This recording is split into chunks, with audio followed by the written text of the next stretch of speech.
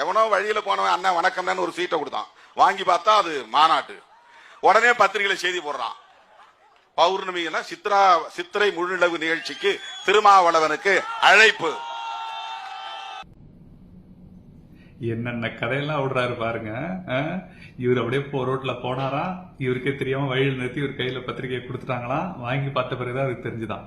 நம்ம ரோட்ல போன் பேசிட்டே போவோம், பார்த்தா யாராவது கையில நோட்டீஸை கொடுத்துருவாங்க. போன் முடிஞ்சு பார்த்தா அது கிரெடிட் கார்டோ இல்ல ஒரு லோனாவோ இருக்கும்.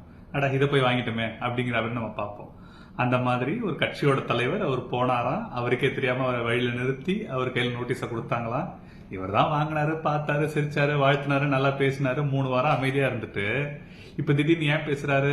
இப்பதான் அறிவாலயத்துல இருந்து இவருக்கு ஆர்டர் வந்திருக்கு. பிஎம்கே திட்டு, பிஎம்கே உழுந்து கொதரு அப்படின்னு ஆர்டர் கொடுத்திருக்காங்க. உடனே வேலையை ஆரம்பிச்சிருக்காரு.